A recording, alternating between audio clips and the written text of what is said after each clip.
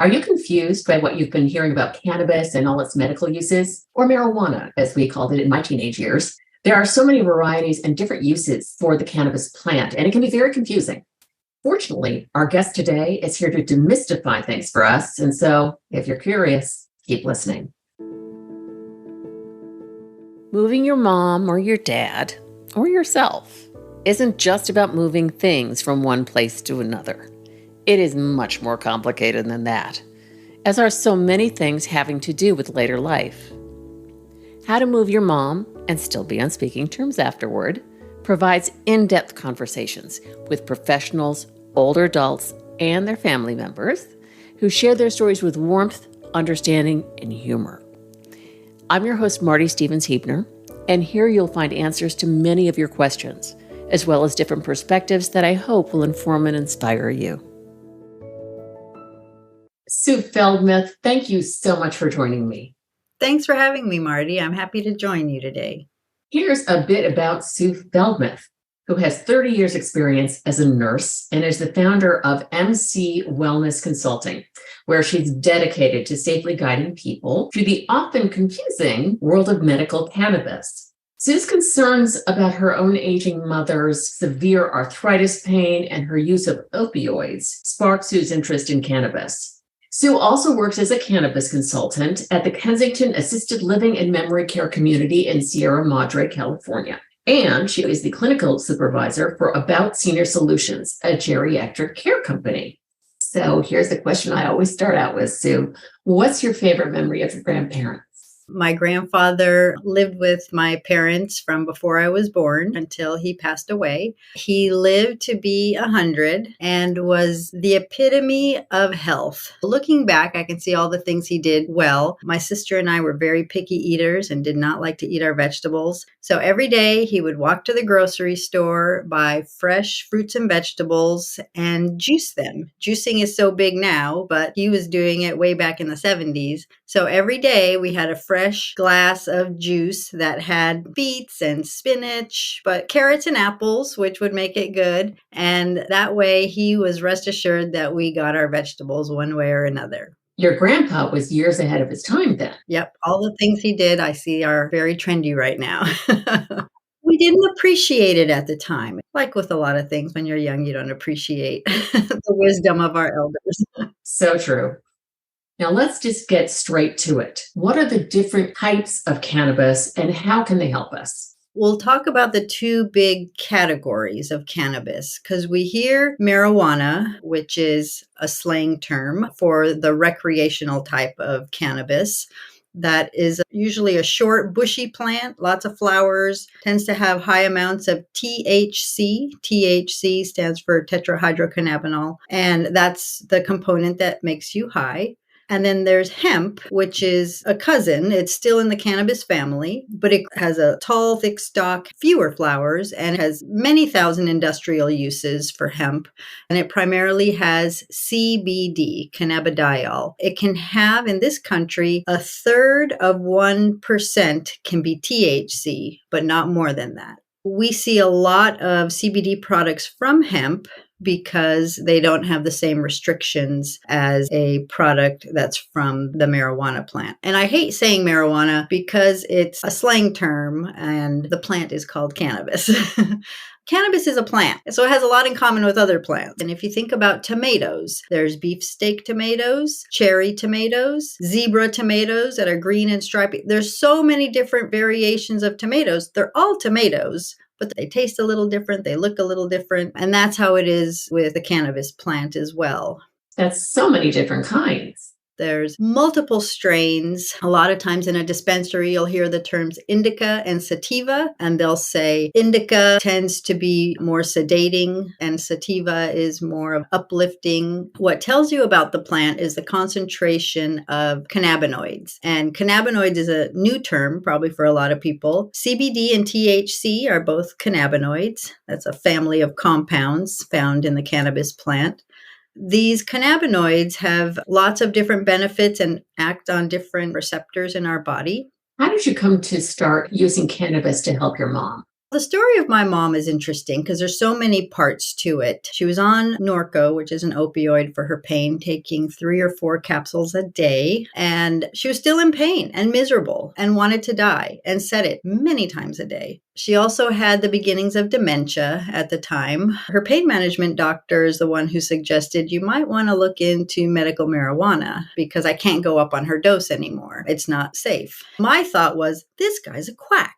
How can he recommend medical marijuana for my mom? All I knew is I'd learned my whole life that it was something bad. And I initially said, we're not going to do that. And then I thought, well, let me learn about it and understand what I'm actually saying no to and why would he recommend it. And that's when I had listened to a podcast about the science of it and was blown away and had to learn more. And I was very skeptical the whole time. Can this be real? It sounds too good to be true. Because the information sometimes you find on the internet are from sources that seem dubious and don't seem to have a medical background. And I just didn't believe it. What changed your mind? That's when I found the American Cannabis Nurses Association. So in my mind, it seemed a little bit more legitimate if nurses were looking at it. And the nurses had their educational modules in a way that I understood, kind of boring scientific approach, which made sense to me, talking about our endocannabinoid system, which all humans have. It's a system that was discovered in the 1990s by an Israeli scientist. And he discovered a whole new set of receptors that had never been identified before, primarily concentrated in your brain and central nervous system and on the cells of your immune system. And they're found on multiple organs, tissue types, bone. Everywhere that has a cannabinoid receptor is going to interact with the cannabinoids in cannabis. The next question was, why would our body have receptors to a plant? We have receptors because our body makes cannabinoid-like compounds. So our body produces these chemicals only as needed, on demand. And the whole purpose of the endocannabinoid system is to maintain homeostasis, to maintain the body in balance. So when something happens to throw us out of whack, like for my mom, it would be lots of inflammation due to her arthritis, causing a lot of pain. What triggers that system into action, and how frequently does it go to work for us? For us on a daily basis, it could be walking down the street, a car swerves, almost hits you, and you have to jump out of the way. So your heart rate goes up, your blood pressure goes up, you have a surge of adrenaline. But once the danger passes, you have to come back down to baseline. So that's when your endocannabinoid system kicks in, the chemicals are released, and it says, okay, danger's over, and everything come back to normal. So that's what this system does. It's working in the background. As we age or have some kind of a disease process, our endocannabinoid system can get out of balance. As we age, we don't make as many of these endocannabinoids. And so supplementing with plant cannabinoids seems to be pretty effective. As we get older, or as we watch our parents get older, they tend to be more anxious about things that they could have handled in the past. And you're like, what's a big deal? So you have 2 doctor's appointments on one day. That's too much. And they freak out. I think a natural function of aging, just the way we don't make hormones like we used to when we were younger. We don't synthesize vitamin D as well as we did when we were younger. I think we don't synthesize and make these endocannabinoids that help stabilize our mood and anxiety response as well as we did when we were younger. So I think they're just not as capable to rein those feelings in. We don't make as much melatonin, so we don't sleep as well sometimes as we get older, which is natural. When did you first start using cannabis with your mom? My first trip to a dispensary was 2016, and it's not the way it is today. You needed a letter of recommendation from a doctor to go to a medical dispensary. I assume it would be like a pharmacy. I foolishly asked if I should bring my mom, if they would want to monitor her after she had her first dose. And the doctor laughed and said, no, it's not that kind of place. And I purchased some CBD gummies, some chocolates, and we gave the first dose to my mom. It was probably 5 milligrams of CBD. I'm just going to interject here that you and I live in California. Yes. Or now we can go buy it on our own. There are a lot of states that are like that now, but back then it wasn't legal to go do that. Now it is in many states. I think there are 38 states where cannabis is medically legal. CBD from hemp is legal in all 50 states. Back then, there are a few more hoops to jump through. And in certain states, people might still have to go to a doctor to get a letter of recommendation. Cannabis is not prescribable, so you can't go to a doctor to get a prescription. Nothing approved by the FDA, in other words, at this Nothing point. approved by the FDA. THC is still a federally illegal substance. That's why it's difficult to research in this country. So each states are coming up with their own laws. And in California, it's a lot easier and we have products readily available. I would really stress to go to a licensed dispensary. It's more expensive because you are charged lots of taxes, sales tax, the state cannabis tax, and then there's usually a local tax.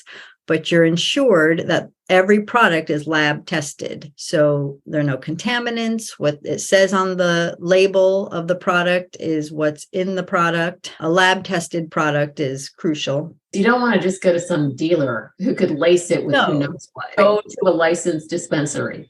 And especially now in the era of fentanyl and fake pills, that's extremely dangerous to do. So going to a legal dispensary and purchasing a product avoids a lot of that. Because if you buy from a reputable CBD company, you Google the U.S. Hemp Authority and see what their recommended companies are. It has to jump through lots of hoops to qualify and get that seal. That's very important. That's great to know. It's good to do a little bit of homework. And so little by little, we were able to wean my mom off of her opioids, actually quicker than I expected. A few months that she'd been on a regular CBD dosing schedule. She was home from the assisted living facility with me and my family for the weekend, and I heard her laughing. And that's when I realized it had been about 3 years since I heard my mom laugh. She had been very negative for the last few years with her with her arthritis pain, very pessimistic, just not herself. And so little by little, I felt like her old self was coming back. She didn't have the constipation issues she did while she was on the opioids. And Talk about unpleasant. Yeah, it makes you miserable. The opioids changed her personality. And so it was nice to see that coming back. We did have to add some THC to her routine at nighttime because for some people, CBD can be stimulating and it makes them awake and alert. For other people, it can be really relaxing and almost make them drowsy. You just have to gauge how it makes you feel. I take CBD, a small dose every day. I don't feel either of those. I just feel regular. I'm sure it depends on the plant itself, because you talked about all the varieties, the way the product is manufactured. And then our body chemistries are so different. So our CBD system that's built into us can be very intricate and will respond differently. And that's why there's no one dose fits all, even for each condition. So everybody has a personalized CBD or cannabis program, and you just have to see how they respond. We use some CBD products at the Kensington, which is an assisted living and memory care facility in Sierra Madre, California. Our approach is the same for everybody. We start with a low dose, but it's amazing to me how 9 milligrams once or twice a day has transformed a person from being anxious to just going with the flow or participating more, sleeping better. So we start at this low dose and go up as needed based on the response of the person. There was one point where my mom needed 100 milligrams in the morning of CBD, 100 milligrams in the afternoon of CBD, and 15 milligrams of THC at bedtime. Now, for you and I, 15 milligrams of THC, you'd have to peel us off the ceiling, I think. Wow. We slowly went up to that. And they do find that for some reason, older women have a higher tolerance for THC. I don't know why. We have a higher tolerance for everything. So that's when she was at her height of her arthritis, her anxiety, everything. And then over time, I was able to decrease her down when she was doing well. I said, well, let's see if she can tolerate less. You really have to listen to your body and sometimes go up on the dose. And sometimes you can go down on the dose and just see if you're getting the same effect. Body chemistries do change over time. You mentioned the tolerance situation. And your mom was very fortunate to have a daughter who's a registered nurse. So it's not only if you're able to express what you're feeling, but also if somebody has dementia, to be very observant of their movement and how they're reacting. As a nurse, you would think I come with a tool bag of all this knowledge, but it was hard for me to get the information I was seeking, to get the dosage guidance that I needed. I really had to wing it and figure it out on my own. And so that's why I ended up starting my company, to share what I've learned, because it was a long journey and I'm still always learning, and share this in an easy way to help guide people. As a nurse, I can't prescribe or tell people what to do. I give them the education and steer them towards products that I feel are reputable. And as you mentioned, it can't be prescribed anyway. A lot of times doctors would just shut a person down who wanted to try it and discourage them. But now, at least with CBD, I think they're confident that it's not harmful if you get a good product. They can't give you much guidance, but they'll say, yeah, I think you can try it and have some success with that. Here's when I really discovered, especially pain relieving benefits. I was on vacation at this place and I got a massage there. And they would use the CBD oils on you. And I've been having the knee, the back, the this, the that. And it was cold. I did that treatment. I got up, put my jacket on. And so I'm walking down the stairs outside. I'm not feeling any pain. I turned around, went back in and said, what products did she use? They had the products in their store. I bought them and they're wonderful. Using topical products like that is a real good way for people to start who are nervous about using a cannabis product. A lot of times people will say, for pain, what's the best way to do it? To ingest it, to use it topically. And there's not one best way. For my mom, my plan was to attack her inflammation from all sides. CBD is very anti-inflammatory. She was taking something internally, the oil, the capsules, the chocolate, the gummies. You told me that you had this ingenious way of creating one dose for your mom so that if someone else was giving it to her, it wouldn't mess things up. When she was at the assisted living facility, I would buy the cannabis oil and I knew what dose I wanted her to have. So I started making little chocolates. I bought these molds and each chocolate would have her dose or close to it. Another time I would pre-fill a bunch of syringes and one syringe was a dose. So she would get a syringe in the morning, a syringe in the evening. For a long time, I thought, let's avoid THC. That's the bad one. CBD is the good one. But that's not the right way to look at it. THC has a lot of beneficial properties. You just have to be more careful because it's intoxicating at a certain level. I didn't want them to accidentally give my mom too much THC and give her a bad experience or lower her blood pressure too much or whatever. So that's why I pre-measured syringes. I pre-filled capsules. I went through lots of different iterations.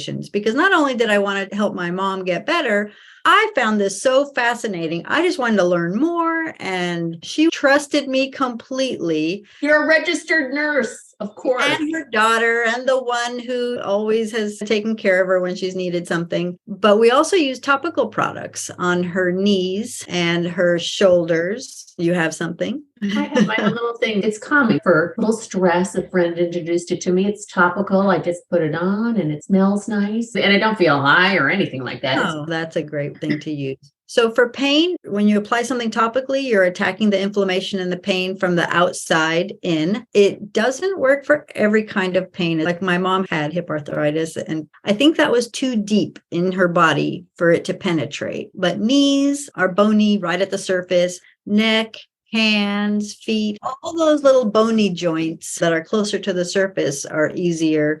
And I would say to do it twice a day if your pain is every day. And then you can apply more as needed. We even taught my mom how to use a vaporizer. It looked like a little electric cigarette that was formulated specifically for pain. It had 2 parts THC, 1 part CBD.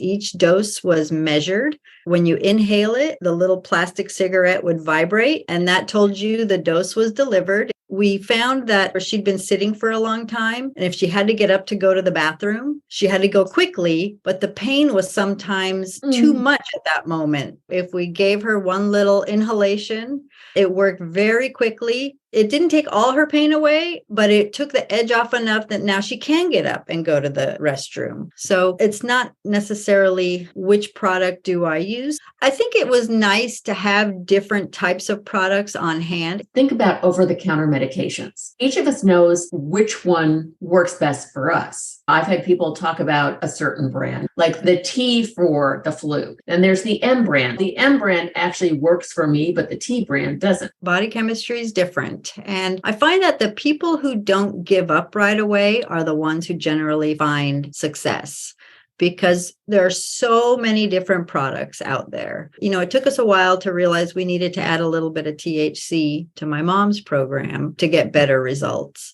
And just listening to your body, it's fascinating. Each person becomes an expert on themselves and what works for themselves. You'd mentioned earlier that your mom came to rely much less on the opioids. Is cannabis good for helping to ease what could become an addiction to opioids? Because as we know, that is rampant. Yeah, they have shown that CBD is helpful in any kind of addiction. A lot of times it helps to deal with the withdrawal side effects of coming off of either alcohol, drugs, opioids, which is one of the reasons why people don't want to stop using it, is because they can't tolerate the effects of not using it. And if it's helping the pain that the opioids were helping, you need less of the opioids because your pain is getting addressed. That's another way it can help. But it also helps with the cravings, that were reward-seeking behavior. CBD tends to help regulate that as well. THC, marijuana, was always talked about as a gateway drug when I was in school and as a kid. I remember. But some addiction specialists are using it as an exit drug. It's easier if you add cannabis to a person who's already addicted to something and you shift their reliance on whatever hard drug they were on. It's much easier to then get them off of the marijuana than it was to just cold turkey get them off of cocaine or heroin or whatever they're on. So it's been interesting to see that it can be used kind of the opposite of the way we were told. I really didn't believe when I saw the list of things that people use CBD to treat, because how can it possibly treat alcoholism, Alzheimer's, cancer, arthritis, pain, all these different things? Once I understood how our endocannabinoid system works, and we have receptors throughout our body, these cannabinoids from the plant interact with the receptors in our body, different organ systems. I do understand how cannabis can have an effect on all those very different conditions. Sue, what do you wish people knew about what you do, but they generally don't know? I wish they would know not to be fearful of this plant and to ask the right questions, to talk to their doctors about it, to find answers from a health professional. There aren't a lot of cannabis nurses out there, but there are some. People think I sell products, but I don't. I just share information and give dosing and product guidance. I'm not a doctor, but I do share the information and the education for a person to advocate on their own. I want people to advocate for their own health. And if they really think CBD or THC is something that can benefit them, keep at it and give it a try. And you'll see for yourself. Chances are you're not going to get the results quickly because it's not that kind of product. It's not like a pharmaceutical that sometimes hits you hard and fast. It's gentle. There's documentation and evidence of at least 10,000 years of cannabis plants being used medicinally. But the plants back then were not as potent with such high levels of THC as they are now. Nowadays, in a dispensary, you can get a product that's maybe 20, 30% THC, and naturally occurring in the plant the way nature intended was maybe 3 to 5% THC. Oh, or less. So yes, the plants of today are a Frankenstein version of the more naturally occurring. So it all goes to dose, and a little goes a long way, especially with THC. THC dosing tends to be very low, maybe 1 milligram, maybe 2 milligrams. I wouldn't start at 5 milligrams. I think that's probably too much to start with.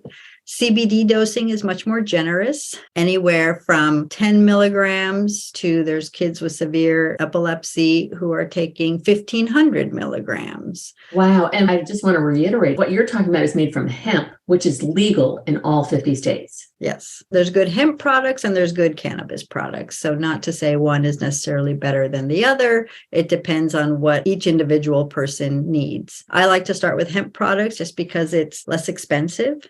And to find a good quality product, do a little bit of research. A reputable company will send you or let you access the certificate of analysis, the test results that there are no pesticides, heavy metals, contaminants in the product, that the milligrams are what's stated on the label, with a little bit of variation because it is a natural plant. That's Mother Nature for you.